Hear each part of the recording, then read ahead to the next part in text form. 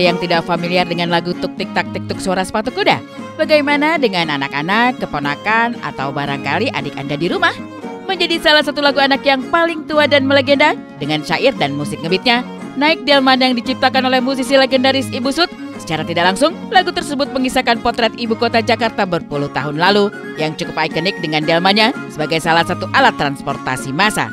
Namun sayang, sempat dilarang beroperasi dan kemudian dibatasi di area tertentu saja, kini delman makin jarang terlihat lagi. Ya, seiring dengan perkembangan zaman, hiruk-pikuk ibu kota yang tak pernah tidur beberapa dekade belakangan, seolah diserbu metode transportasi yang serba cepat dan canggih. Kendaraan bermotor membludak dan kini penetrasi kendaraan hingga kereta listrik pun menandai revolusi transportasi kekinian, betapapun macet kian menjadi horor mengerikan. Apa kabar delman? Warisan sejarah transportasi masa lalu Jakarta? Kemana semua perginya delman yang pernah memenuhi jalan-jalan protokol Jakarta? Mungkinkah tidak ada lagi pewaris dari transformasi bersejarah ini, sehingga kini jarang terlihat? Pemirsa, sejarah delman adalah sejarah Jakarta. Di balik fakta menghilangnya delman di ibu kota, siapa sangka di balik wajah modernisasinya, delman belum selesai dan bahkan memiliki kampung khusus yang kini viral disebut Kampung Delman. Maka inilah penelusuran tim Insert Investigasi menguak Kampung Delman di jantung ibu kota yang bisa jadi membuat Anda tercengang dan tidak percaya. Bersama reporter Kamila dan juru kamera Rian. Pemirsa, katanya di Jakarta ini ada yang namanya Kampung Delman. Dan saat ini saya bersama tim Insert Investigasi sudah berada di daerah Kemanggisan ya, tepatnya di Kampung Delman. Dan kita akan melihat seperti apa sih aktivitas masyarakat di sini ketika mengurusi delman yang biasanya selalu ada dan kita lihat di sekitaran Monas ya. Jadi kita mau lihat seperti apa sih kegiatannya, dan saat ini saya sudah ada di kandang kudanya. Ini bisa dilihat di sebelah kanan saya sampai dengan ke ujung sana. Ini adalah kandang dari kuda-kuda milik masyarakat di Kampung Delman. Dan kita akan bertemu dengan salah satu bapak yang punya kuda di sini untuk ngobrol-ngobrol terkait dengan kegiatan apa sih yang biasanya dilakukan setiap hari dan juga persiapan sebelum akhirnya nanti delmannya muter-muter di daerah Jakarta. Ya, Kemanggisan Jakarta Barat menjadi salah satu kampung delman terbesar yang masih terjaga hingga hari ini. Bila Anda termasuk salah satu yang bingung, bagaimana sebenarnya kisah di balik kuda-kuda delman yang sesekali muncul di Monas, Kota Tua, atau bahkan di Air Petra komplek Anda tinggal? Maka inilah kisah Kampung Delman yang bakalan membuka mata Anda. Di salah satu sudut Kemanggisan, inilah rumah untuk 30-an ekor kuda delman yang memang pernah Anda lihat berkeliaran di jalanan, sehingga disebut Kampung Delman. Kami disambut hangat oleh senyuman Denny, si abang kusir, yang membuka mata kami tentang siapa dan bagaimana hubungan si kusir sebenarnya dengan kuda-kuda mereka. Di Kampung Delman, kuda ternyata diratukan di rumahnya. Dengan jam operasional yang terbatas untuk delman di Jakarta, membuat kuda-kuda ini lebih banyak berada di kandang. Lantas karena ini, banyak waktu para kusir dihabiskan bersama kuda-kuda mereka, ngalah-ngalahin waktu bersama istri dan anak. Lihatlah rutinitas pagi yang diawali dengan pembersihan kandang. Nah pemirsa, sekarang kita udah ada di kandang kudanya dan sekarang aku udah bersama salah satu kusir di sini. Bapak boleh diperkenalkan dulu, namanya siapa? Denny. Oke, Pak Denny. Bapak biasanya kalau misalkan memulai aktivitas nih, ngapain dulu nih Pak di kandang? Nyapuin kandang dulu. Nyapuin kandang. Iya, nyapuin kandang, kasih makan, baru kita bersihin kudanya. Oke, nah berarti kita boleh langsung mulai aja untuk bersihin kandang ya Pak ya? Iya. Oke. Ini kita ikutin bapaknya sampai ke kandang. Wow.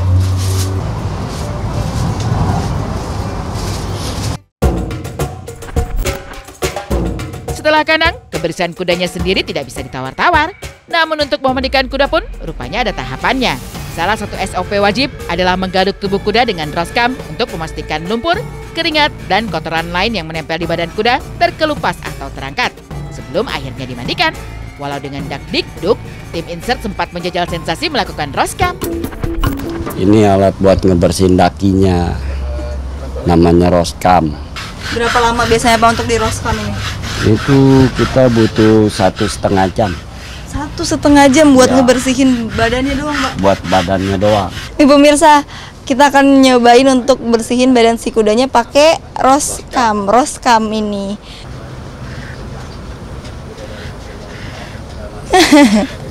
Takut ngamuk.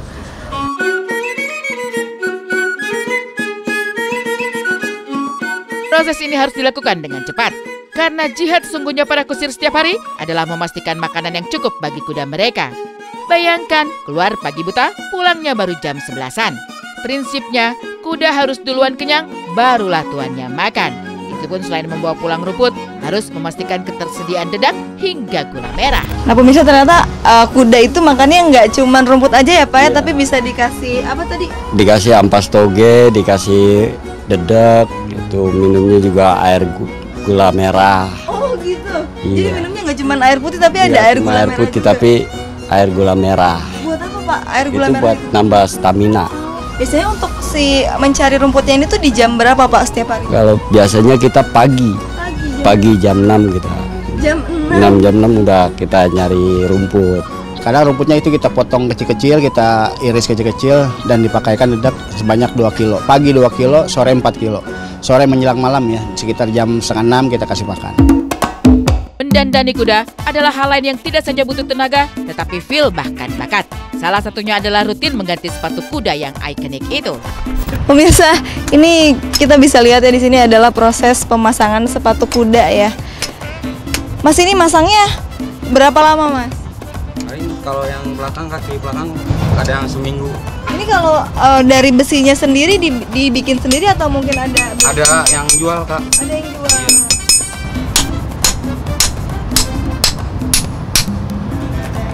Jadi kalau paku lurus kayak gitu Kak, namanya dia nggak kedalaman luka gitu.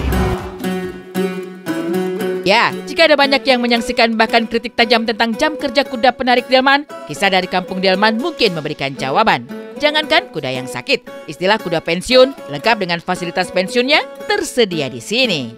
Kebetulan juga kuda ini umurnya udah cukup tua. Jadi kita rescue, kita selamatkan dan memang kita menempatkan kuda ini di tempat yang enak karena merasakan akhir pensiun yang nyaman. Kalau kuda sudah kita rescue atau kita kuda selamatkan tidak dipakai sama sekali, tidak udah ada kata kerja lagi, sudah pensiun. Pagi, sore mereka harus keluar, walaupun 10 menit lamanya mereka harus bergerak. Dalam arti jalan ke depan ataupun ada yang bisa menunggangi. Yang penting mereka keluar keringat dan memang harus bergerak. Kalaupun nggak bergerak kasihan. Ya, terlahir dari keturunan nenek moyang penarik delman, menjadi kusir bukan pilihan, melainkan panggilan. Karena inilah urusan kesejahteraan, apalagi kaya raya melalui delman, tidak pernah menjadi keresahan bagi warga kampung delman. Kita ada kurang lebih ada 31 ekor. Itu hanya di kandang Golkar aja ya, beda ada lagi kan ada titik di Cengkareng, di mana pokoknya masih banyak titik yang benar-benar yang kita pantau seluruh di Jakarta lah. Jadi setiap kuda ada yang menanganin, jadi nanti satu orang ya satu kuda gitu, atau satu orang dua ekor gitu.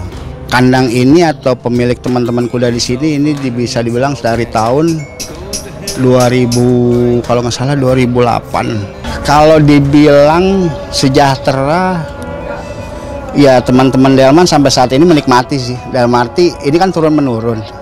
Iya, bukan tiba-tiba saya sendiri pengen jajal coba-coba narik delman atau narik kuda. Tapi memang kebanyakan teman-teman di sini hasil turun menurun dari kakek moyang atau kan dari engkong turun ke baba turun lagi ke anak turun lagi ke anak, jadi turun menurun. Jadi jangan sampai pekerjaan mereka atau turun menurun dari peninggalan dari engkong mereka dihilangkan gitu.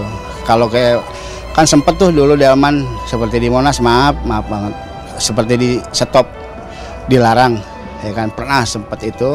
Nah di situ udah mulai goyah teman-teman ya kan, karena pencarian gini. Nah di situ kita ada yang dijual. Dan akhirnya menjadi kusir sejati adalah menjadi seniman yang tidak saja sanggup menaklukkan kudanya, tetapi juga membuat penampilannya semenarik mungkin, seperti yang dilakukan Ardi berikut ini. Meski pro kontra tentang keberadaan delman sebagai transportasi massa tak pernah selesai, namun bagi Ardi dan warga kampung delman, menjadi kusir adalah panggilan untuk menjaga warisan leluhur. Pemirsa, tadi kan prosesnya sudah kasih makan, udah sampai mandiin juga, dan sekarang ini kita lagi mau ngapain nih Mas? Pasangin pakaian. masangin pakaiannya. Coba mau kita lihat ya prosesnya gimana. Ini setiap kuda punya bajunya sendiri.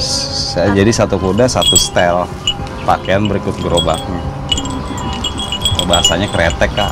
Kretek, oke. Nah pemirsa, sekarang adalah waktunya untuk Mas Ardi masangin si kudanya ini ke gerobak yang namanya apa Mas tadi? Kretek. Kretek. Jadi nama sebutan untuk gerobak yang di delman ini adalah kretek katanya pemirsa. Ini masanginnya ribet nggak sih Mas? Gimana nih caranya? Nah ini untuk yang nahan gerobaknya biar nggak terbalik. Semua jadi beban penumpang mau beratnya kayak apa, ini yang nahan biar nggak kreteknya kebalik. Nah pemirsa, setelah mengikuti semua kegiatan perawatan dari kuda sebelum berangkat, akhirnya kudanya udah ganteng sekarang, udah siap untuk mengitari kota Jakarta dan juga mangkal dan cari uang tentunya sama kusir-kusir yang bertugas. Dan segitu aja ya, karena aku mau ikut Pak Kusir untuk keliling-keliling Jakarta.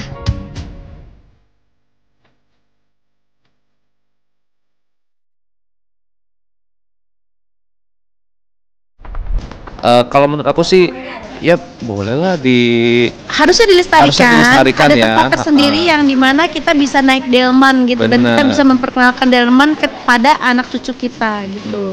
Kan dan transportasi tradisional juga. Benar, dan kalau bisa ini kayak anak sekolah gitu diadakan studi studi pakai delman, studi banding gitu pakai delman. Ini delman lo zaman dulu nenek moyang kita seperti ini loh, kayak gitu. Sedih sih, kayak kenapa hal yang harusnya kita jaga nggak kita lestarikan gitu loh. Kenapa harus hilang? Mungkin sebenarnya itu jadi pro kontra juga kali ya, karena itu kan menggunakan apa sih namanya, hewan gitu ya. Tapi tetap aja sih selama dirawat dengan baik hewannya, dijaga kan nggak masalah. Kalau pakai delman itu jauh lebih bagus, jauh lebih mencintai lingkungan juga karena minim polusi sebenarnya.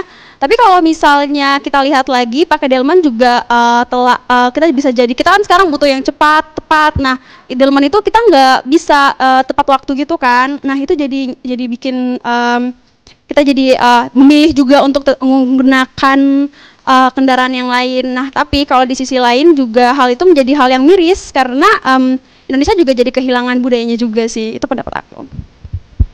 sama sih menurut aku, apalagi kalau masih pakai delman ya. Terus udah ada ojol kayak gokar dan lain-lain tuh, kalau macet tuh kasihan kan. Jadi kayak menurut aku bakal telat, terus ya udah gantilah, kasihan sih kudanya juga.